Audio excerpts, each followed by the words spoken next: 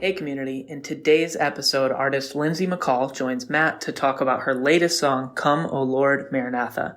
They also talk about the time she took away from releasing music and also why she decided to come back.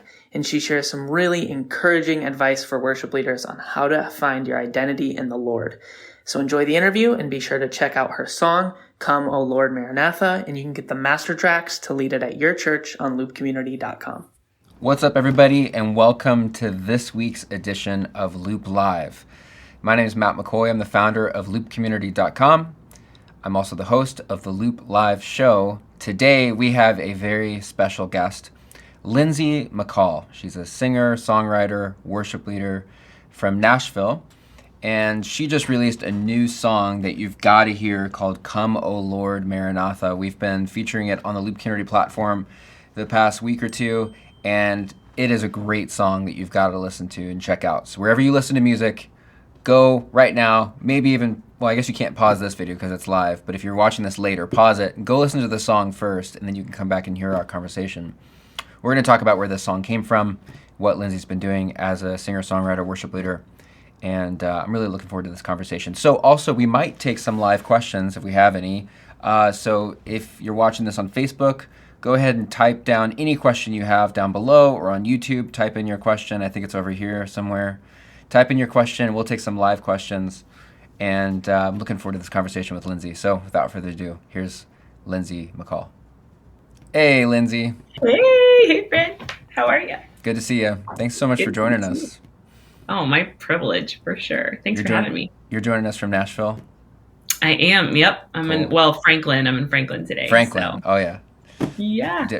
So Lindsay and I, we actually go way back in that we led worship together at a church here in Chicago. Yeah. Many years ago. Yeah. And now since then you've moved to Franklin and you did music down there for a while. And yeah. I know when I knew you back in the Chicago days, you were releasing albums, and I think you had done, how many albums had you released at that point? Or how many albums have you released on your own? So 4 total. Yeah. 2. Well, one was with the church that I had grown up in, Calvary Chapel in Florida. It was an EP, and then one album with the church we were at in Chicago, and then 2 down here in Nashville. So that's awesome. And you went to Moody, right? Moody Bible Institute. Yep, Moody Bible Institute. That's awesome. So tell us just a little bit of your journey as a worship leader / writing music. Like, how did that even all start? Yeah, I mean, my dad loved music growing up. I always say that I've toured with the Gaithers in my dad's car, like singing along with that tape was how I started loving music. And so he had this old guitar, and I just started taking guitar lessons and figuring that out. And the first CD I ever bought was Stephen Curtis Chapman, Signs of Life, and it just really impacted me. Like the theology that was in that album shaped my understanding of God and how he loved me. And even before I could put words to that, I realized the power of music and what God had given us in music. And I'd been writing these little songs, just in my bedroom growing up. And so then when I got to Moody, I did not major in anything music at all, musical. I was in applied linguistics and thought I was going to be in Bible translation. Wow. Why did you not choose music? Well, I went on missions trips through junior high and high school with an organization called Teen Missions International. And so I just felt like I liked languages. My mom was born in Germany, so we grew up speaking German in our house. Okay, wow. So I just thought I like languages also, and I also kind of thought lots of people love music, and not everybody who loves music gets to do music for a living. So I just kind of thought well, surely that's probably not God's plan for me. But then when I was at Moody, when I was a freshman, the senior came up to me and was like, hey, you should think about leading worship. I've been doing that in chapel, but I'm about to graduate. And I was like, oh, I've never really done that. And she was like, well, I signed you up. And I was like, what? Because she had heard me just in my dorm room playing my guitar. So Then I did an internship in Ethiopia with these incredible missionaries. And they, at the end of my summer there with them, they were like, hey, we are so glad you came and spent summer with us. And we feel like the Lord has a call into some kind of ministry in music on your life. And I was like, you don't want me to come help you in Ethiopia? And they were like, no. So I came back and I was really wrestling with that for a little while. And I talked to this professor at Moody, Kelly Worrell, who was a mentor to me. And she just said, well, I mean, have you asked the Lord about it? Like, there's a verse that says to obey is better than sacrifice. And the Lord doesn't need our big, performance for him. He just wants us to be obedient. And so I was like, oh man, I better ask the Lord, what he wants me to do with my life. So I just surrendered to the Lord, my plans for the future, and was just like, if you want me to be in music, I would love to do that, but you are going to have to open the doors and make it really clear to me. And he really did. That's when I came on staff at the church we were at in Chicago. And then I was roommates with Meredith Andrews, who's another worship leader that we led with, and one of my dear friends. And then I guess, I don't know if she gave Jason Ingram one of my CDs or someone did. Somehow he got a hold of my music and just songs that I'd been writing, like demos. And he called and was like, hey, you should come down to Nashville and we should write some songs together. And I was like, okay. And the Lord really, truly just opened doors. So I know that's not everybody's journey, but I think it was just the way I just was like, I don't want to assume that the Lord is going to just do this for me. So I just wanted to, take steps after he opened doors, and he did. He's and you just held it with open hands. You're like, I'll go where you lead. And he kind of opened up the right connections. And you did, and you did like 2 albums, I think, right? In Nashville. Yep. And I think when I did a search just now, it looked like the last release that you've done since Come O Lord Maranatha was 2014. Is that right? I know. It's been a long time. So it's been a while. So what was happening between 2014 and 2021, almost 2022? I know. Yeah. So it's been many years. And there was a lot that kind of was going on in 2014. I had miscarriages. I'd had 2 miscarriages and was having some health issues. And I think I really was just kind of like getting worn out from the process of putting out an album, and a full album, which was like, you write so many songs, and there was a lot of pressure that I felt to write specifically for radio. Yeah. Because my previous releases were singer-songwriter albums. They weren't like worship albums, corporate worship. So hopefully they were worshipful, but you know what I mean? So I kind of was just feeling really worn out, and through just spending time in the Word and through the community that God put around me, I just kind of felt like the Lord was calling me to just kind of lay it down and not keep pursuing like the touring. I was touring a lot, really heavily for multiple years. Yeah. And so I was kind of like, okay, Lord, is this going to be like an Abraham Isaac thing where you like provide, the right opportunity once I surrender it? And the Lord I really felt like he was like, no. He let you drop the knife. Yeah, he was like, drop the knife, girl. So, but the thing is, and I was really sad about it for a while, just kind of like, I was trying to obey you, Lord, and I was just trying to like walk through the doors that you've been opening and walk in obedience. And the thing I did not expect.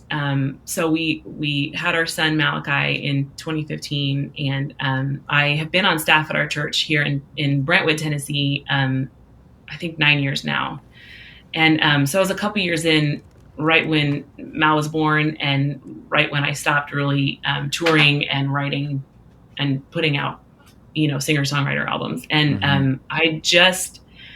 I'm so grateful that the Lord, he knows better than we do, and he works all things together for good, and he gives good gifts. And I found that gift in being home a lot and really being plugged into my church in Brentwood and the community that I found and the accountability and just the way that the Lord met me and still gave me an outlet to sing and lead worship and use one of the gifts that he's entrusted to me, in that way, was just such a gift to me. And I didn't write songs for a couple years, and I just was like, okay, Lord, I want it to feel like it felt when I first started writing, in my room. It was just like me writing what the Lord was showing me and teaching me through his word.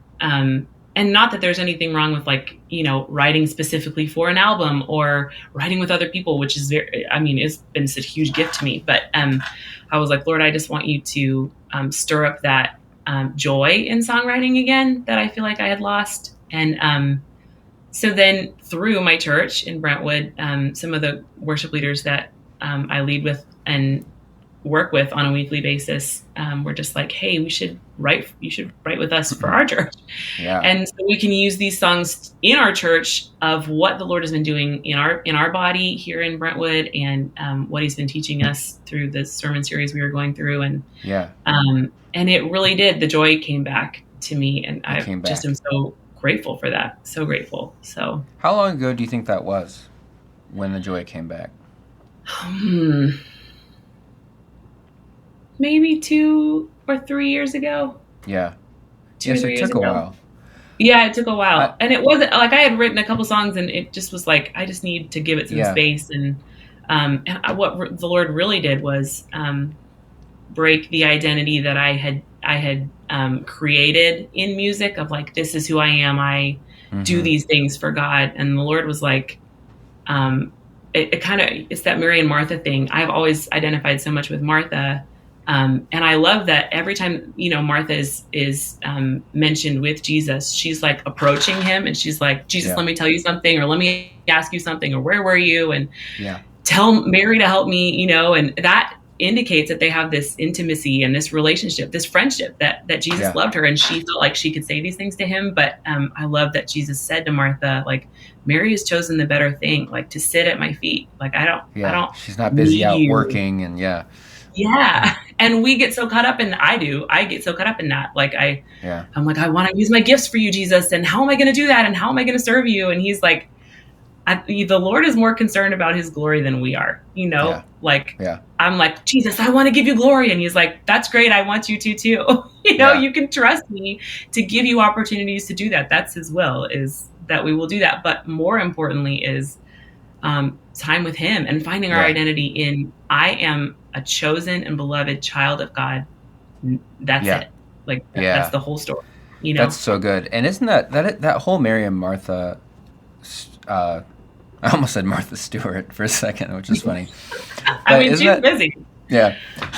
That whole story is so cool. Like, it's so cool that God put that story in there, because I do think that it speaks to something that we all really struggle with, and that is that we feel like we have to like work for God's, affirmation or for his blessing. And he's like, no, like, just sit at my feet and like hang out with me. Like, just chill, like, relax with me. And it's not that he even doesn't understand. Like he says it to Martha. He says, Martha, Martha. He says her name twice. He's like, sister, just all I want is to be with you. Just come sit down at my feet and be with me. And man, it's just been, that's been a huge thing.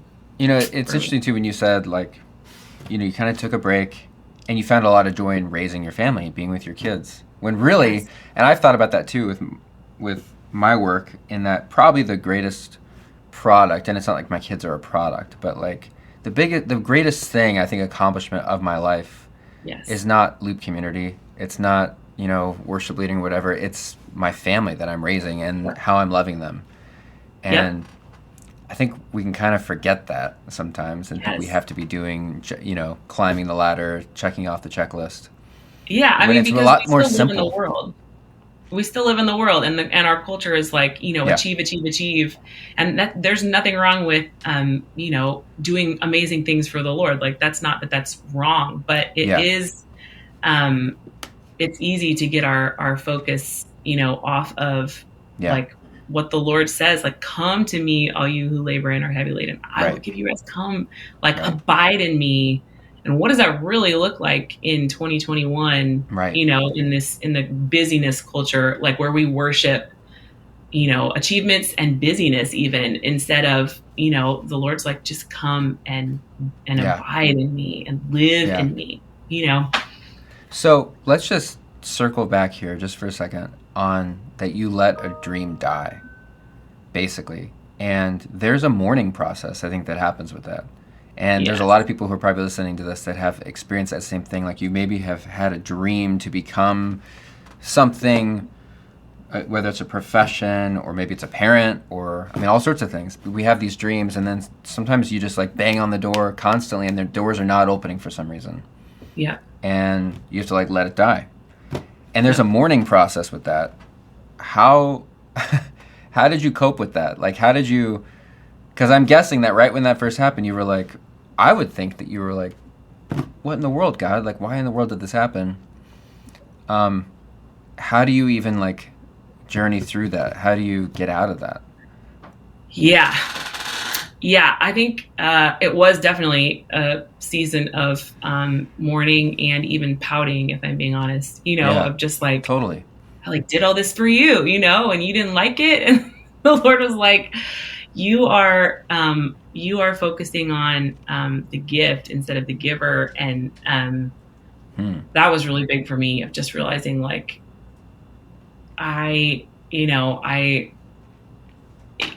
in if I have nothing, if I don't ever get to do music again, would the Lord be enough? And at first I was like, I don't know, which is horrible, because that is the person that I was writing songs for. And I somehow had gotten focused on, like I said, like my identity was in that. And I think a lot of worship leaders relate to that.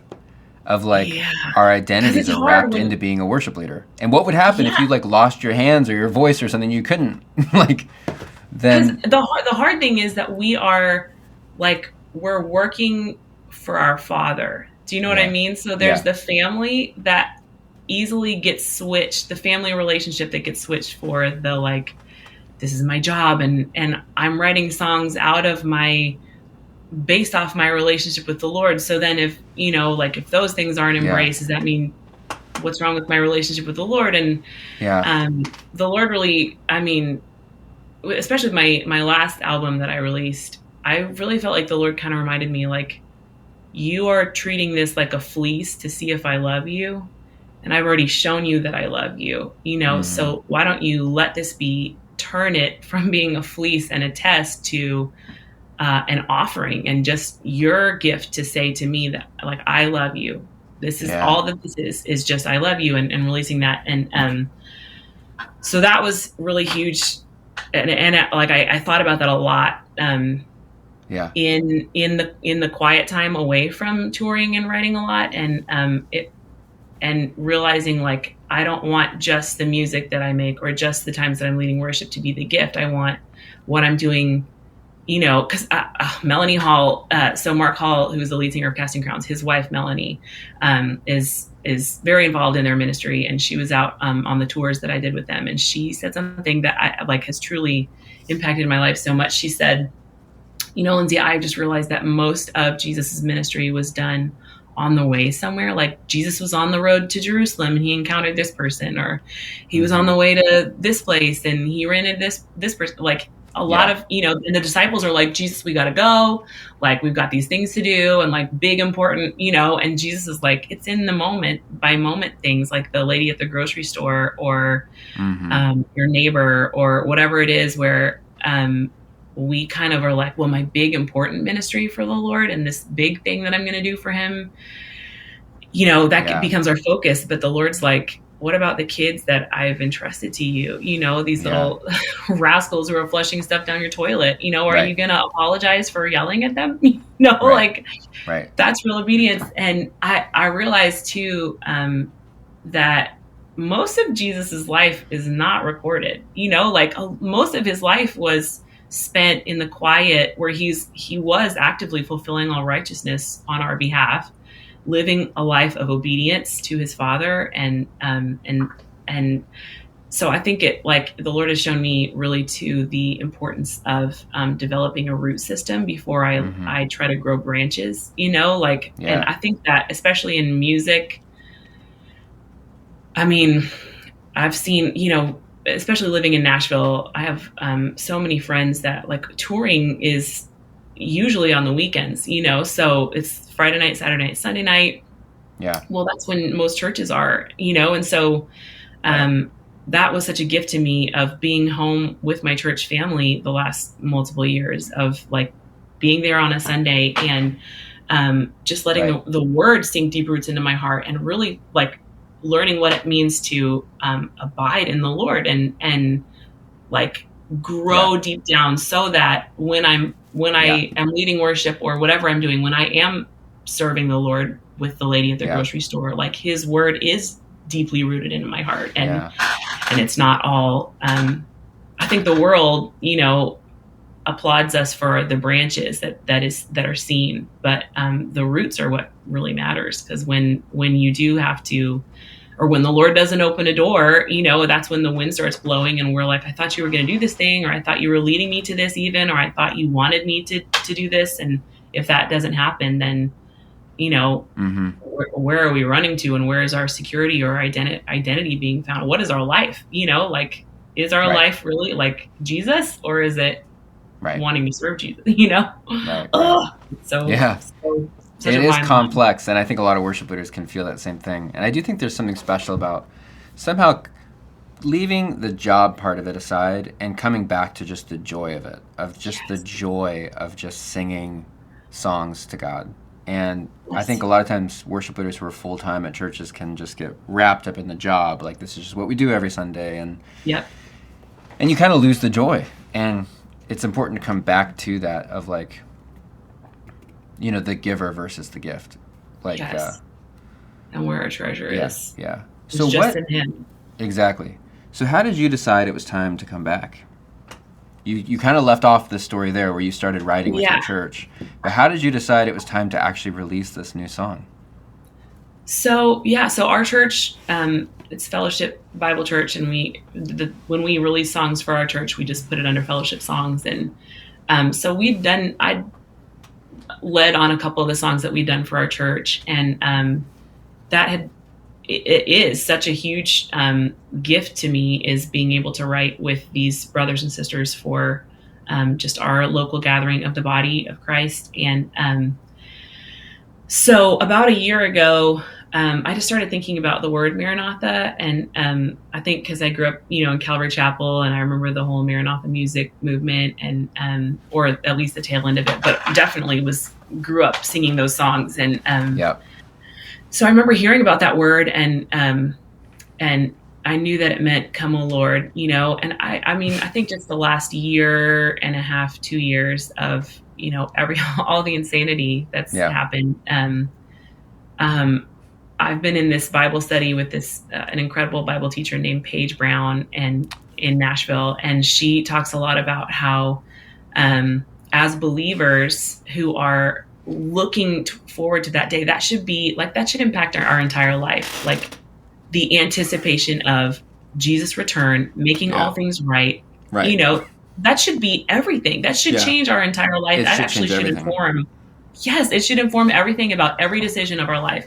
And she's talked a lot about that with like, we should be leaning forward with a patient eagerness and an eager patience. And Francis Chan wrote this book, and he talks about how every day he tries to spend a couple minutes, like with his eyes closed, just imagining the moment that he stands before the Lord, that he sees Jesus face to face, and how that should because most our life here on earth is the smallest blip in the grand span of eternity, and if our real life is mostly by far in eternity, shouldn't we be thinking about that? And shouldn't we be imagining the day that, if we believe this, if we really believe what we say we believe, shouldn't we be like, Jesus is coming back. He is coming back. And today is one day closer to that day. We are getting close, people. Shouldn't that be informing? I think we've grown so desensitized to that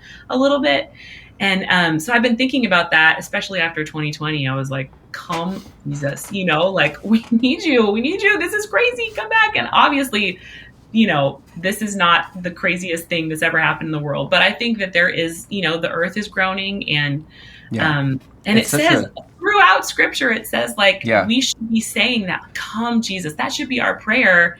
And I think sometimes, especially as worship leaders, we like categorize things like, okay, this song will be great for a service about, you know, faithfulness. And this song will be great for a service about the Lord's coming. But I'm like, I don't think a song about the Lord's coming should be like topical. I think that should be our everyday prayer, should be, and the way that we inform, you know, how we live. And so, sorry, this is taking a long time, but the word Maranatha, I took it to some friends, some really, really close friends through my church. And I just said, which I can, by the way, I can't remember the last time, just pause. I can't remember the last time I've sang the word Maranatha in church. I know. But well, I kept thinking that, like, I don't think there's any songs right now that have that word in it that we're doing at our church anyways, or that I've heard. And I was like, I would love to write a song about that. And while we were writing, my friend Caleb Weeks, he was doing some research. He's this, like, he just gets into the research and like getting scripture references and making sure that our song is built off the word. And he was like, the word Maranatha actually was used in two different ways by the early church. It was used as a prayer, come, O Lord. But they would also say it to one another as an encouragement. They would say Maranatha, like the Lord's like coming. God, he's coming back. Yes, he should inform our lives. And so... yeah, that's cool. I bet a lot of people don't know that's what that means. I know. I mean, I didn't. I thought it was just the prayer part. And I love that it's both. And so after we wrote it, it just felt really special to me. And I just kind of kept feeling like maybe I should release this song and just ask the Lord to show me. And multiple people I respect, my worship pastor Carl Carty was like, you should release that song. And so it just felt like the Lord led me to put it out. It's a really, really great song. I was actually looking back here because I have a record, and I didn't bring it today. Well, it's not like I bring it every day, but it's at home. But I have like a record that's like one of the very first Maranatha vinyls, and I wanted to bring it for this interview just because it's kind of fun. Like Maranatha music, it was like one of the very first vinyls that they released.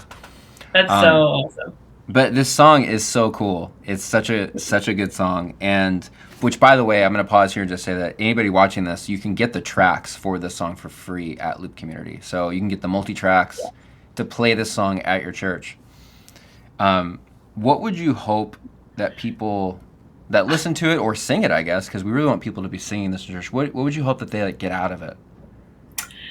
I hope that it is used in the same way that the word Maranatha was used by the early church, in that encouragement, it almost becomes the longing of our heart, like sitting under, teaching by Paige Brown, just reminding us on a weekly basis to like lean forward towards that day and let that, more than anything else, that should be the thing that's informing our lives, our hope. That's what should be defining our lives as believers, is the hope that we have that this world is not everything. Like our careers are not everything. We won't even remember them. Everything should be growing more dim here as we lean forward toward the brightness of his return. And so I hope that this song just becomes a prayer and becomes an encouragement to the body of Christ on the earth today, that like he is coming someday soon. That's what it says. And we should be saying, yes, come Jesus, come, like help. We need you. We need you more. You are our entire hope. Everything is in you.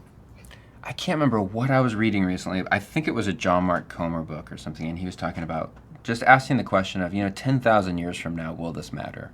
Like whatever you're worried about, whatever you're like super anxious about, that's so good. A problem you're trying to solve, when you put on the eternal perspective, it changes everything. Because it's like 10,000 years from now, will this matter? Because we can sometimes be absorbed and consumed with giving all of our attention to some sort of issue or problem or whatever that really is not an eternal issue. And when you put that into perspective, it also kind of changes like maybe the things you should be focusing on as far as eternal things. Oh, 100%. How you're raising your family, how you're loving your kids, how you're treating people at work, like all sorts of things like that.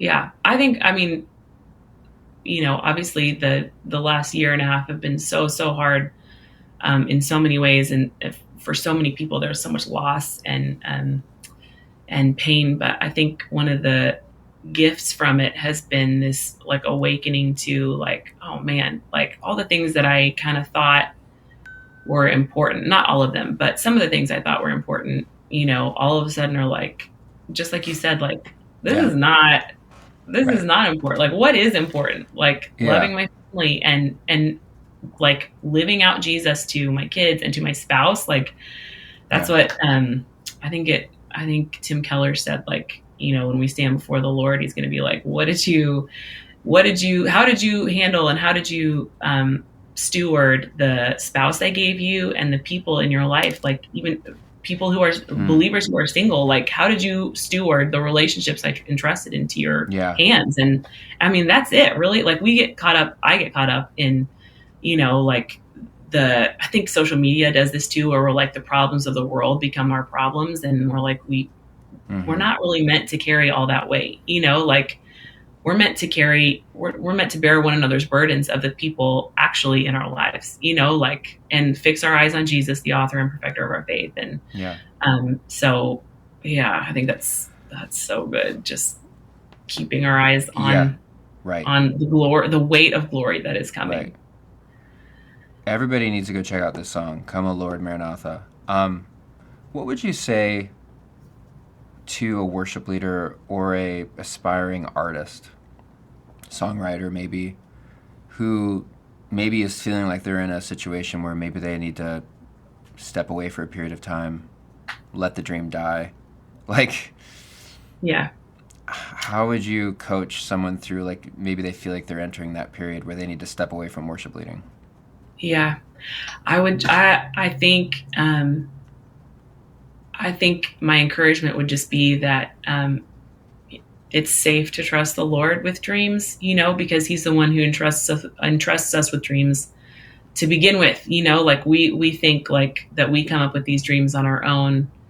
And we're like, okay, Lord, I gotta work them out for you. And the Lord is the one who's put things in our hearts, and he will fulfill them usually in ways that are different than we think they are, And I remember at Passion years ago, I was sitting in a session that Christy Nockels was teaching and leading, and she just said, like, be faithful with what God has put in your hands, like right in front of you, like at the risk of sounding cheesy, like bloom where you're planted, and just faithful with what he's leading you to be faithful with. And if that means laying down, even the position that he had given you or that you wanted him to give you, the most important thing is obedience and finding Jesus and serving him in the way that is bringing your heart, not necessarily even the gifts. He wants our heart first, and I just think it is a safe thing to trust him with that, because when everything else is taken away, like, he is what's left, and that is what we need. And he knows that. And his kindness is in stripping away our idols. I mean, for me, especially, that's, it had become an idol and I hadn't even realized it. And it was his love for me and his kindness that stripped away the idol of service or position or whatever it was. And I think that is where things get kind of confusing, is if you feel like this dream was from God. Yeah. Because like God put that dream in your heart, at least we think that. But then it's like, somehow I made this an idol. But then it's like, okay, well, really, was that from God or was that from me? And I think it's just because we're still, we're still in the already and the not yet, like we're in the tension of, we are being sanctified, like we are sanctified and we're being sanctified. And so, we're human, and the Lord knows that. Like, he, as a father, has compassion towards his children, so the Lord has compassion towards those who fear him, because he knows our frame and he remembers that we're dust, like he knows that we're gonna take the things that he entrusts to us and like make an idol out of it. And like, I have to have this. And he's like, you don't actually. And I love you so much that I'm not going to let you make that an idol, because it will never, ever love you. It won't. It'll destroy you. Like idols destroy, and only the Lord gives life. And that is the gift, is, finding in that stripping and breaking that, like, he is enough. And we sing those words all the time, but it's not until we really realize that he is. And maybe we realize that through him giving us the things that we want, or maybe it's through him not giving us the things. But he's so faithful, and he loves us so much that he will show us that. He will reveal it, and that's his love. Yeah, that's so good. So what's next for you? Are we going to hear any more?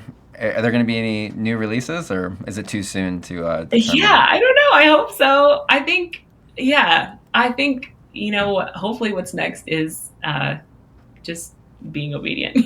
That's what I want. I'm like, I would love to do more music. I have some songs that I've been writing with just friends from my church, and that is such a gift. And who produced this song for you? What's that? Who was the producer on this song? So Brian Fowler is a dear friend, him and his wife Lacey, and she actually painted the cover of the song. Such a cool cover. Oh my goodness. I've been a huge fan of her art for years, and we go to the same church. And so I just said to her, like, she just loves Jesus so much. And I said, I want you to close your eyes and you think about like that day of, Jesus' return, and paint, like what the Lord brings to your heart. And I love it so much. And then Brian, he was one of the co-writers on the song too. And so he produced it. And, I'm so grateful for the way that he, I love how it turned out. I love the strings. I love strings anyways. Yeah, it's beautiful. It's awesome. Thanks. All right. Well, everybody, you need to make sure you check out this song, Come, O Lord, Maranatha. It's on Spotify, Apple Music, probably everywhere you get music. The tracks are at Loop Community. Download the tracks. Yes. The charts are probably at Praise Charts. I don't know where the charts are. I think Praise Charts. Yeah. We have a chart link too, I think. We could probably post that. We'll post the chart link in our description of this. But Lindsay, thanks for taking the time to talk and share your heart. And I know that there's a lot of worship leaders that I know for sure relate to a lot of what you're saying. I know that I even relate to a lot of what we're talking about here, as far as, a worship leader journey of, who has dreams. And I just know that it can be a challenging thing too. So I appreciate you sharing your journey with us. Oh, my privilege.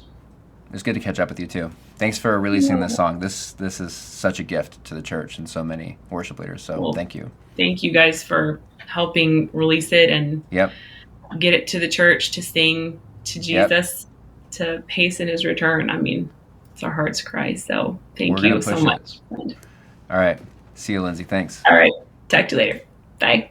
All right, you guys. That was a great interview with Lindsay. Thank you, Lindsay, for joining us for that. And, there was a lot talked about there. And I would love if you're listening to this on our podcast, YouTube, Facebook, if you can just write down in the comments right now, write down what's one thing that you really are walking away from this conversation with. What's one little golden nugget that you're going to be taking away? Something that impacted you. I think that the story of Mary and Martha is what I'm going to walk away with thinking about. Because it's a story that I feel like it doesn't get talked about very much, but it's such a awesome picture of how God wants us to relate to him. And we can kind of get lost in the busyness and shuffle of our worship jobs and our busy lives that we kind of forget to just sit at the feet of Jesus. And so I'm gonna walk away with that, but I'd be curious to hear what you're gonna walk away with. And I hope for sure you're gonna go listen to this song right now. Stop this video, go to Spotify, Apple Music, and search for Come, O Lord, Maranatha by Lindsay McCaul. You're going to love this song. Lead it at your church. Get the tracks at Loop Community. They're all free. We love this song so much. We want to get this out to you. So get the tracks, play it at your church. And anyways, we've got a lot of other great Loop Live episodes coming up. So make sure you subscribe to the YouTube channel. Down here there's a button. Like the Facebook page, subscribe to the podcast, and stay tuned for more. Until next time, see you soon.